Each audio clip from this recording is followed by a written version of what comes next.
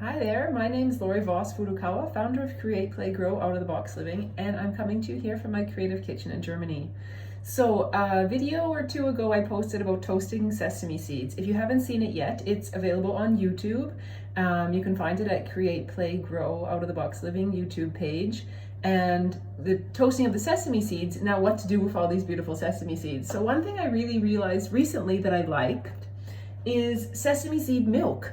And it's easy to make on your own. So once you've already prepared the sesame seeds as per video, I've measured out here 1 cup of sesame seeds. So I put everything in my blender. So I have 1 cup of sesame seeds. And actually you could do less. It's quite a bit in here, but it's okay, it's good, it's all good. I also have measured out already 4 cups of water, or is about equivalent to 1 liter. So I put everything in my blender, and then you can make it just like this is perfectly okay, but adding a little bit of salt, and I would recommend pink Himalayan rock salt or a good source of a sea salt. If you are still using regular white table salt in your kitchen, I suggest getting rid of that. It doesn't serve your body and it has a lot of bad properties that don't do good for us. There is better forms of salt that actually help provide us with minerals. So pink Himalayan sea salt is one of them. So I don't usually measure this one out. I just give a little bit of a sprinkle. You don't need very much, but it helps to bring a balance into it as well.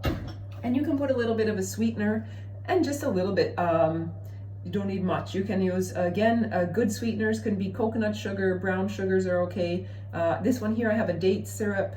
Also, maple syrup is okay, agave syrup as well.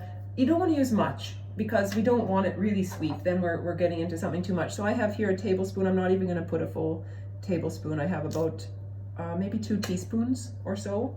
It's not an exact measurement, but more or less. And I'm just going to put that in there and make sure everything gets in there. And now I have sticky fingers. So okay, we're gonna put that. So that's basically the recipe for making nut milk. And you can substitute sesame by cashew, almonds. You can even make a brown rice milk. You can really play around with the different types of milk because we really also don't have the need in our bodies to have cow's milk. Cows make milk for their babies.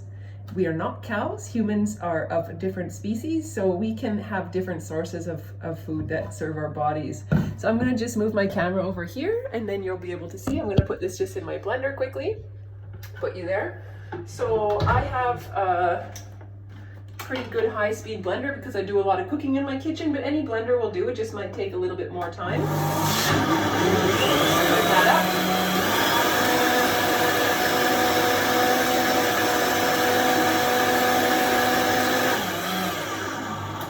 To let it settle for a second and then I get it going one more time just so I really get all the seeds. You can see also everything settles down, and turn it back up.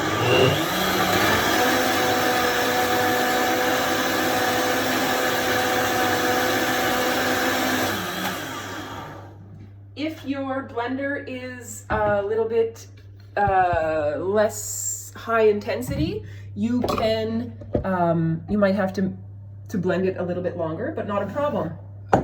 So I have this nut milk bag. This is not actually a specific bag for nut milk. This is actually a bag that has been produced for using for reusable grocery shopping for vegetables, but it's 100% cotton, so it does allow the liquid to come through. When you make nut milk, you will need something like this. You can have an actual nut milk bags that are made for this purpose. I recommend being cautious when you buy the nut milk bags because some of them are made of different types of polyester materials or materials that can degrade. And I had this happen in my life previously where I had this fine mesh bag that has, it's really comes down to the fact that it's made out of different plastics and synthetic materials. And after I had used the bag for a year and a half, I noticed that I did this one day and all of a sudden I had all these little white pieces falling out, and it wasn't because I hadn't washed the bag properly. The bag was actually disintegrating, and every time I was making nut milk, pieces of those plastic from that nut milk bag were going into my milk. not ideal. We don't want to have that. So I recommend if you buy a proper nut milk bag or you buy any kind of bag that allows for a porous material to go through, that it's cotton. Go with that. You can also use these different types of cheesecloth. This fine mesh also works. This is just a little bit more difficult because it doesn't have a drawstring or thing at the top, so you have to really kind of figure out your hands. So this has a nice drawstring here. And then give everything a little shake here. My bag is not that big, so it takes sometimes a little bit of time to get it all done. I usually do it in about 2 batches worth. And everything, it's already coming through. You want to make sure when you're doing this process, sometimes it sprays a little bit, that you have the top of the bag held nice and tight, because otherwise your pulp can come out the top and go all the way into your milk, and now you have to start over. It can come all over your counter, all the rest of it. It's happened to me many times before. So, you know, don't be too disappointed or frustrated with yourself if it does happen, because it's all part of the learning process. And I know some people might think, why should I make my own? I can just go buy, well, cow's milk, but I've already spoken about that. Or I can just go buy any kind of nut milk in the store. And you're right, you can. And if you decide to do that, that's perfectly okay. But I recommend making sure you read the ingredient list. It's important to take a look at what is being put into these products, even if they are so-called healthy or quote-unquote plant-based or vegan or even sometimes organic products as well. Just because they have these kinds of labels on them doesn't mean they're good quality for us, doesn't mean there's only ingredients in there that serve our body. So I have all of this coming out here, and I'm just gonna keep what I already have in here and do the last batch. Again, just being careful, find your own way how you pour it, so everything best as your ability goes into the bag, not on your counter, whoops, or not in your bowl. So again, making sure you have the top closed off nice and tight. And I'm making a little mess here, it happens. That's common in a kitchen, I think in anybody's kitchen. So even in professional ones, we have to have that space for the opportunity for something to happen like that. Also, I squeeze pretty tight, but now I've already loosened here because I know nothing's gonna come out here. Be mindful also when you are squeezing in your nut milk bag that you don't rip a hole in the bottom. I've had that happen before too, and it's just like, oops, too much pressure. So just be mindful about, you know, if you're holding everything really tight and you're giving the bottom another squeeze, you might create a hole. Not all these things are made with iron connecting them together, just some thread, right? So you want to try to get, of course, everything as possible that you can out of there, because that's the point of making this. And we're going to use this pulp also for another treat. I'm going to make another video for you and show you what you can do with your leftover pulp. Like I said, recently I've been on a desire to eat more sesame seeds, which that could be a sign for my body that there's something I need from the sesame seeds, what they have to offer me. So I'm just going to put that aside. I just put it back in this 1 cup here.